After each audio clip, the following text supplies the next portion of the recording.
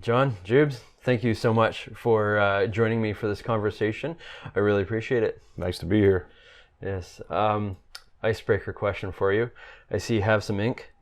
What's the most painful ink you've gotten?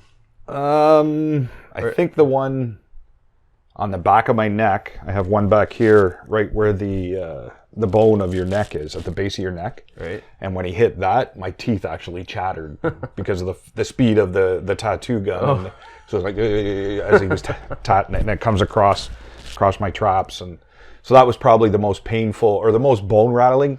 Honestly, this most sensitive spot is right in here. Okay. Right on the line of your arm. That's probably the most sensitive skin area. Ah. But my chest is done, my back is done, my leg is done. That's probably the most sensitive skin area. So yeah, I heard. I don't have any. I wanted one, but I heard just over top of the bone, and those really sensitive. Yeah, anywhere where the skin is thin, Ah, it hurts. word to the wise: have thick skin. This one, that's right. This one here took about 10 hours. And I slept through most of it. Really? Yeah. I don't. Pain What doesn't is it? affect me. It's a Indian brave with a wolf head over top, like a wolf head fur, Right. and then a bald eagle across his chest. Cool.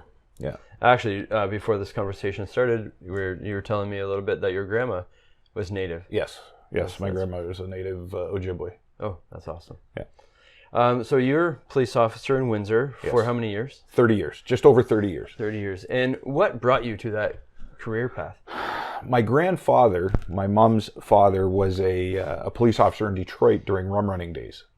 Back in the days of Al Capone and those guys. Okay.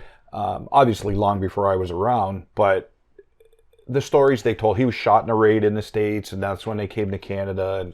And I think that kind of was the spot where it was like, hey, I really like the sounds of this.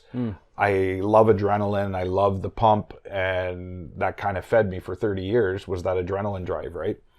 So at 5 years old, when I started school, the kindergarten teacher asked, what do you want to be when you grow up? And I still have the paper, the big folding papers, the ones on an easel. Yep. And it says, when I grow up, I want to be a police officer. There I was you go. 5 years old, and I've never wavered. I geared my whole life. Really? Yep. My entire life. I went security, customs, police, never wavered.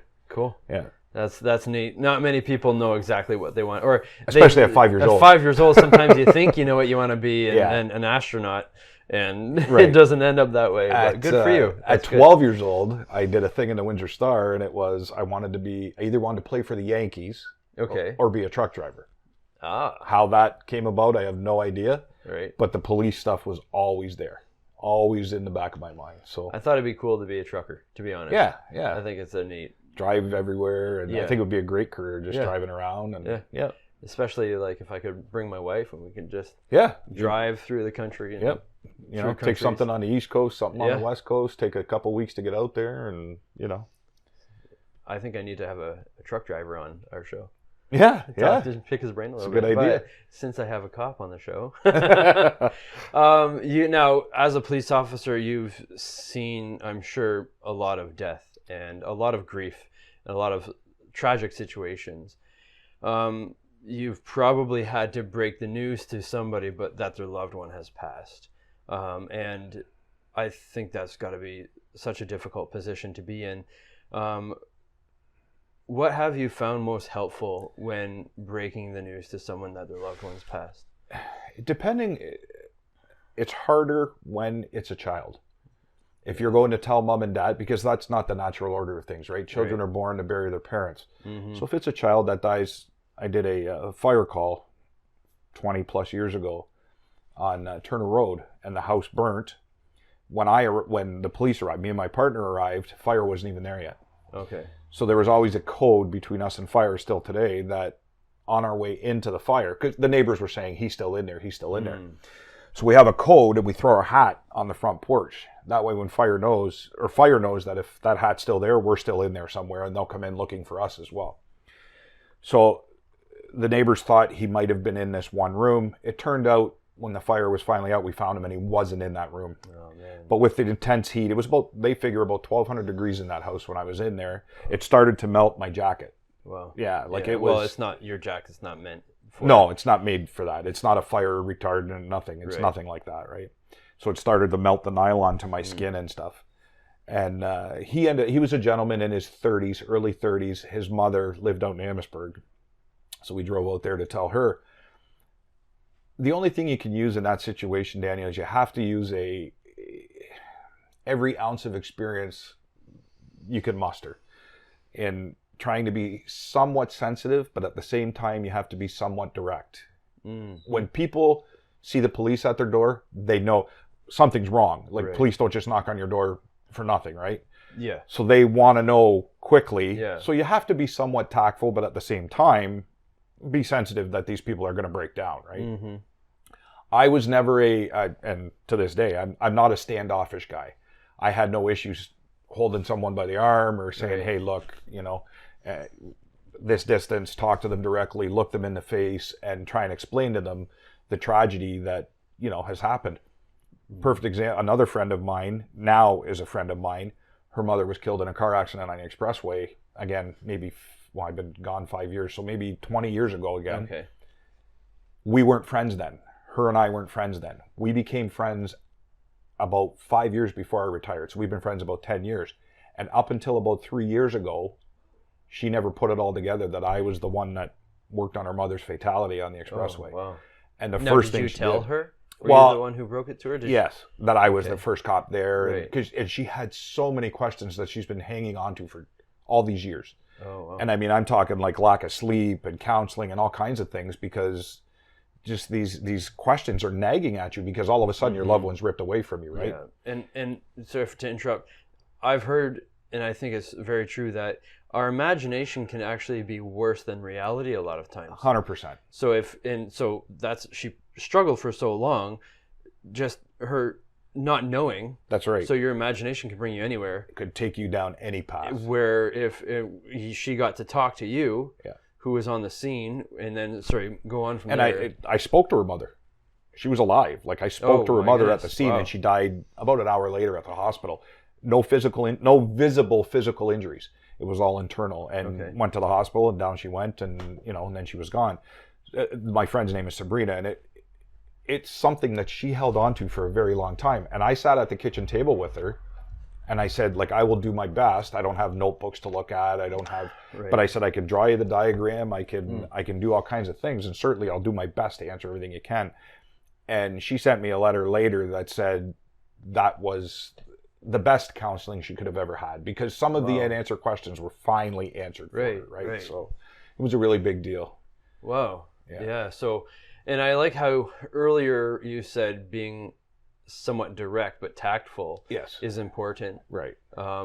That's what I find. Oftentimes we try to be so nice and polite to people and try to look out for their feelings so many times that we beat around the bush, and it leaves them with unanswered questions. Yeah. So if we're able to be a little bit more direct towards and honest, right? When I would go to scenes where there was tragedy, trauma, one of the very first questions, not always the very first question, but one of the very prominent questions was, do you think they suffered? So you got to try and figure out an answer for that, right? And I would never say, obviously, I would never say to anybody, oh my God, yeah, it was horrible. You know what I mean? Like you can't do that. You have to be very tactful. And I would find a way to quiet them, so that question didn't linger. But, and that's where my own belief systems would come into play. Right. That, maybe they didn't suffer. I'm sure God took them away at that point. You use different measures, right? Something to give them comfort. To find comfort, right? Because it's very hard. And again, especially like I've literally done CPR running out of a house with a 2-year-old in my arms, doing CPR on him to race to the hospital. Couldn't even wait for ambulance. Just go. Like, we got to go. And, that's very hard. The parents are there. They're watching all this action. They're seeing all these things. And it's just a horrible... Those things will stay with me forever. I will never be able to, I still have issues with sleep and everything else because those things are stuck in my head. Right. Because I've seen it so many times that, I've worked hands-on 14 murders directly and did undercover for 3 murders. So I've been involved in a lot of stuff. And then plus various other methods of dying. I don't think you could pick a way of dying and I haven't seen it. So yeah, wow. And a little to touch on based on that, what have you found helpful personally? Because there's going to be people who are watching that have experienced something traumatic. Have you found there be anything particular that has been your source of relief from that burden? Two things. One you brought me to, and the other was Chris Gavert. Counseling, PTSD counseling was a major part, and prayer and stuff. Last September when I finally melted down after all these years, and you were there to pick me up and guide me along my way back into, instead of running away from God, I ran to God, and it changed everything, changed my lifestyle, changed a whole lot of things. And that gave you relief from some of that heavy burden that you carried. Absolutely. That's good. 100%. Well, I'm very glad to hear that. You knew that anyway. Well, all the glory to God. I'm happy to see him work in the situation, and he brings comfort and he brings peace to the storm in our life. And that was the best part, is you reminded me of that. Yeah. Yeah. I'm going to tell a quick little Bible story. Yep. Okay. Because I think it's very applicable here. Many times we finish partway through the story because it's the end of a chapter, and we don't continue reading to realize the whole story. So there's a story in the Bible that Jesus went on the water with his disciples and took a nap. A storm started brewing, and it was a fierce storm. The disciples were mostly fishermen. That their life was on that the lake. Water. Yep. That was their life. Okay, they were terrified that they were going to die. So it's a good storm when the fishermen think they're going to die. Jesus was sleeping. He had a peace that's beyond understanding. Yep. He was sleeping. They woke him up. Jesus, we're going to die. We're going to die. And Jesus said, oh, you have little faith. Yep. And I'm still don't wrap my head around that entirely because it's so natural. I think we just see things in the natural. And then he said, peace be still. And the storm stopped. Okay, that's where the chapter stops. And they bow down and worship him. Starting at the next chapter, they come onto the shore. And there's a man who was living on the rocks, possessed by demons. He was cast out by his town. He lived in the graveyard. He would cut himself. They would try to chain him down. He would break all the chains. He was a crazy man possessed by demons. He had a crazy storm inside of him. Can't even imagine the storm that he had inside of him. He was watching from the rocks the little boat on the rough waters, the crazy storm that happened, and then this man stand up and say, peace, be still, and the storm stops. Well, this demon-possessed man had enough sense to meet the boat and to say, and to meet Jesus, because he knew if Jesus could calm that storm, Jesus can calm the storm in his heart, and Jesus did. And that's what he's done for me. That's awesome. Yeah. That's you being a huge part of this journey, though. Like, we share the Bible app, we do a lot of things together. I love it. Yeah. It's it can bring peace, or Jesus brings peace. He is peace. Yep. 100%. So great. Yep. Thanks for sharing that. Yep. Now, you've already shared a couple of experiences. Do you have a particular experience that you've had with death that has affected your perspective in life? Not necessarily death, I don't think. I'm very fortunate. I've always been surrounded by some very, very good people. And even my neighbor right now, Paul, I've talked to you about him. Yeah. His perspective on death and the afterlife and where we're going and what's happening it's so calming. He's 82 years old, and he pretty much tells me, in your 50s, this is going to happen to you. In your 60s, this is going to, like, he describes what's going to happen because he's been there. Yeah. He was in a motorcycle accident in England. He was in the bombings in England and everything in Wow. the 40s. And Paul was in a motorcycle accident, and they fused his hip. So his entire life, 65 years, he's had his hip fused. Wow. And he's still going. He's still moving along, right? So his views on things are very, very peaceful, very calming, and you'll often find him and I out here at the side of my house just talking. You know, getting to know a senior in their maturity and their wisdom has such great value. Yeah. I love it. Well, and that's It's I'm not far. I'm 10 years from being considered a senior, right? At 55 years old, and I have it. I'll break away quickly. You know that I coach hockey. Yes. And a young fellow the other night on my team, they're 15-year-olds. I told them, you're 15 now. I don't want to hear from mom and dad. You have a problem with your ice time, you have a problem with whatever, you come and talk to me now. Right. Yeah. I've never been a guy that yells or screams, so you come and talk to me. We have an open door, you come and see us. And a couple kids have. They've come and said, hey, coach, what do you think about this? What do you think about this? So as I'm leaving the arena, the one boy stops me. One young man stops me and says, Jubes, I need a couple minutes of your time. We get outside, and he wells up and starts to cry and says to me, you've changed my entire life. You've changed the direction of my life. He said, I was hanging out with the wrong crowd. I can't thank you enough, Jubes. I changed schools now. I hang out with my teammates. And he's bawling. Awesome. Well, at that point, I can't hold it together any longer. So here's me and this 15-year-old hugging outside the WFCU, crying. Yeah. His mother is in her car 50 feet from us. She's bawling. Oh, wow. My daughter that coaches with us is watching the whole thing. It was just a really powerful moment, right? And those are all moments that I don't think would have happened a year ago. This is just in the last year through the counseling, through God, through the peace that has kind of allowed me to say to these kids, and it's only just begun. That's right. Yep. That's right. It's only a baby step. Yeah. I haven't. And you coaching those young men is such a powerful tool to be able to speak into the lives of young men and show them an example. A lot of young men nowadays lack that. You go back to other cultures, they have bar mitzvah, they have these different events that they inaugurate you into manhood. We don't really have that here. No, we don't. No. And so for you to talk to those 15-year-old young men and to say, all right, you're in manhood right now, that's huge. That's my huge. values. My values at the rink, Daniel, go family, education, hockey. 3 most important things. If mom and dad tell me you're failing, you're not playing. If mom and dad tell me that you're being a goof at home, you're being mean, you're talking back, you're not doing your chores, you're not doing whatever, you're not playing. When we go out to dinners as a team, at a town in tournaments, we go out to dinners. I make my captains and assistants go to the manager of the restaurant, thank him for hosting us.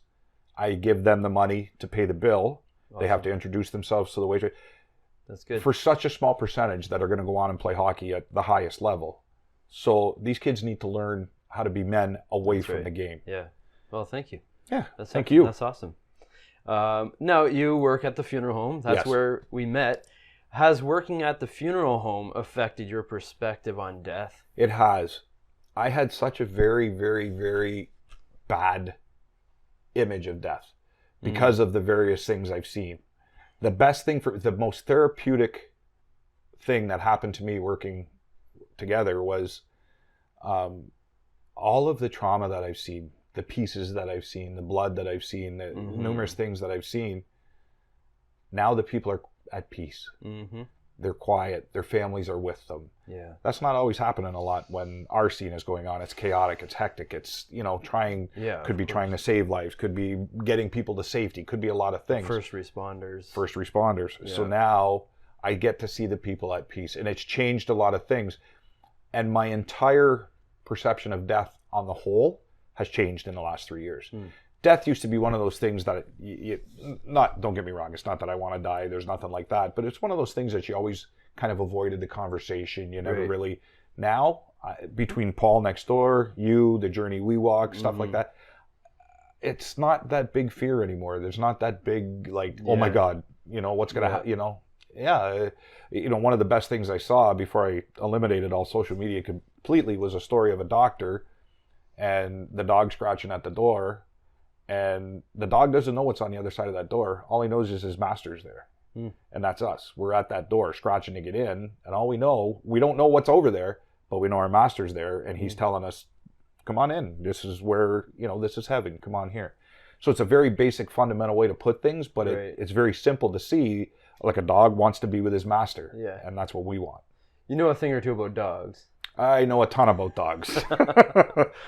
When I left policing, there was a lull in my retirement, and I took an 18-month course on how to train dogs. Yeah, Yeah, I that's took awesome. Because at that point I was at the Humane Society. I had unlimited access to dogs. Yeah, that's So awesome. I can train police dogs, hunting dogs, all kinds of stuff. That's good. 32 years of coaching. It's excellent to be able to put some of that energy that you had in your work into something else when you retire. They feed the adrenaline. Yeah. The dogs do feed the adrenaline that because you're always ramped up with them. Hey, come on, boys, you know what I mean? Like, and same with hockey, kind of feeds that adrenaline as well. Awesome. Yeah, 32 years of hockey coach, 30 years of cop, trained dogs, work in a funeral home. Like, Yeah. I've pretty much covered the whole. Who knows what's next? Yep. Maybe trucking. Could be trucking, like we talked about. That's right. The adrenaline on the 401.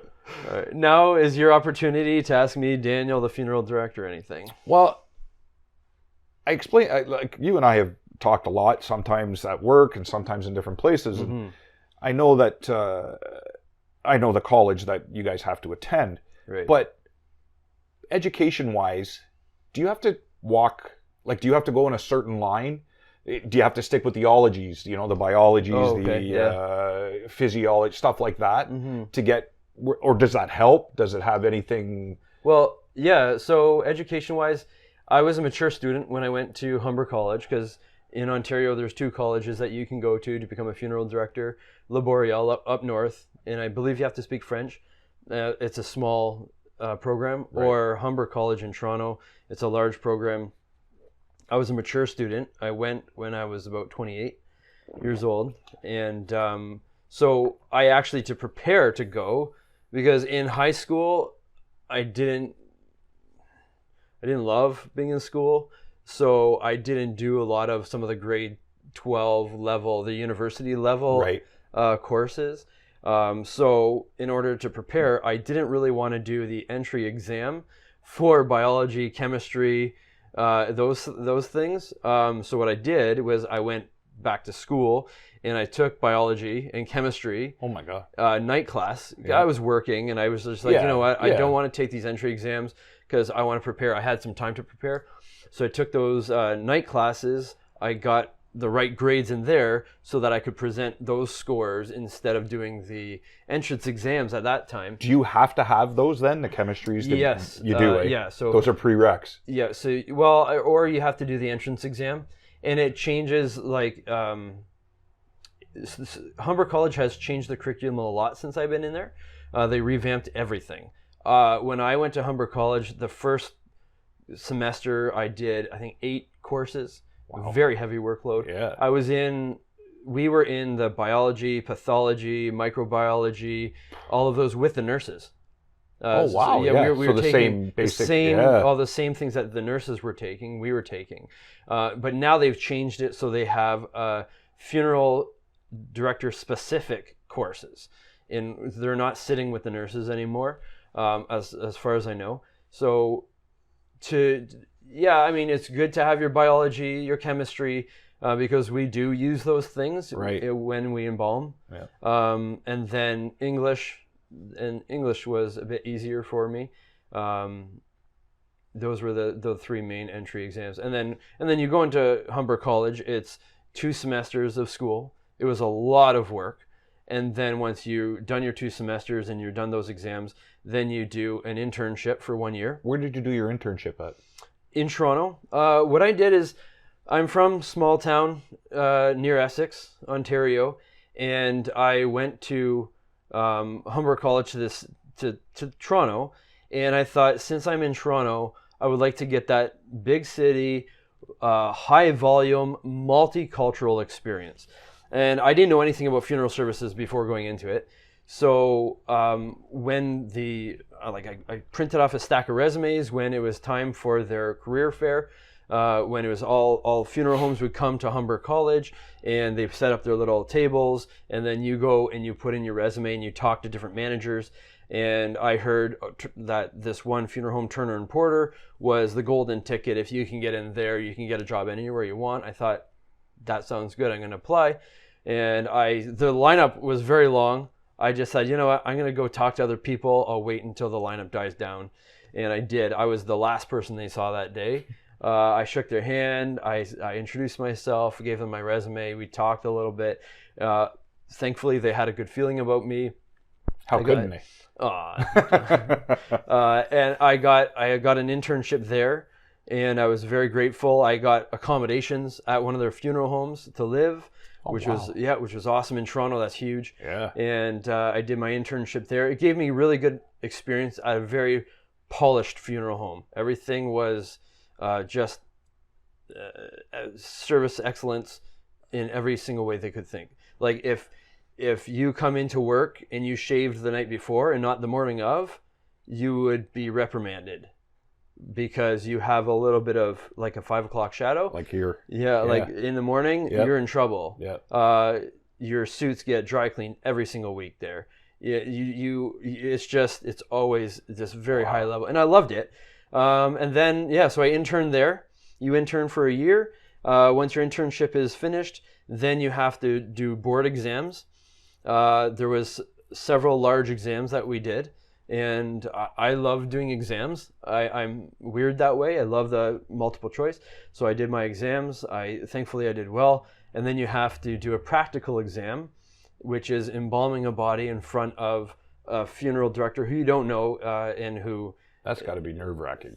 Well, to a degree. I had very good experience at Turner & Porter. Okay. I embalmed about 260 people during my year of internship as a student. That's almost as many as we do in a year.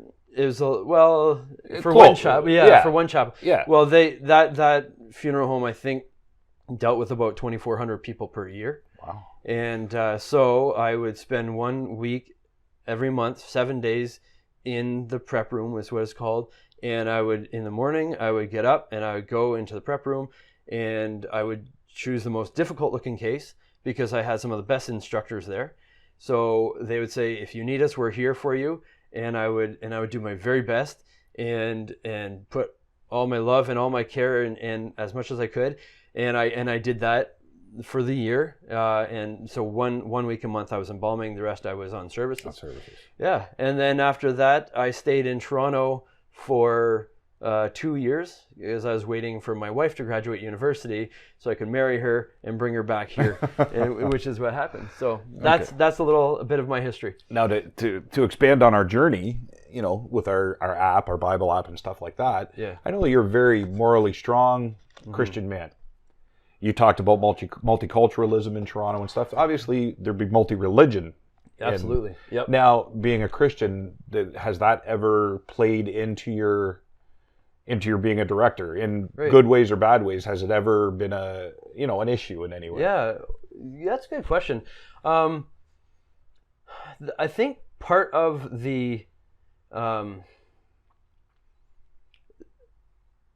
a main core of the Christian belief is that we ought to love God and love others. And that has been very helpful actually in what I do, to be able to do what I do through love. Yes. So if I'm Christian, if I'm with the Hindu service, I can love those people and do my very best on their services. I don't know their chants. I don't know their ritual. Well, I do know some of the rituals. I don't have to. That's your experience. I don't have to join in and be saying the prayers.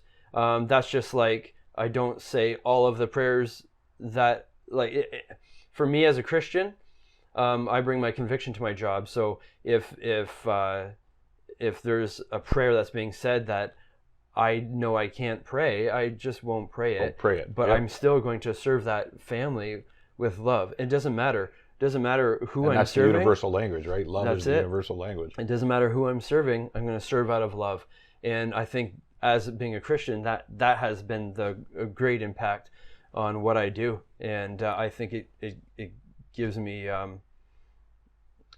that great opportunity to serve. Yeah, it really gives you a big package at that point. Like you can be And I don't know. I mean, maybe it's caused some conflict with coworkers if they think I should be saying certain prayers and I'm not, or I'm not doing that, or I'm not doing certain things that they think I should be doing. But that's you. But that's my conviction. Yes. And then they realize that I serve everyone out of love. Yep. And to them. That makes a lot of sense, Daniel. Thank you. Yeah. I enjoyed that. That was a good. I didn't know all the background in Toronto and stuff. I had no idea. Yeah. And I mean, we've been talking for 3 years. We've been kind of hanging out and stuff. And oh yeah. There's all kinds of things about me. Do you know I crochet? Yes, you did tell me that. But I've also spearfished. No, that I didn't know. And I've climbed the world's second largest active volcano twice. Twice. And it just exploded like crazy last year. I've skated the world's longest rink. Wow, cool. In Ottawa. Ottawa. Yep. Awesome.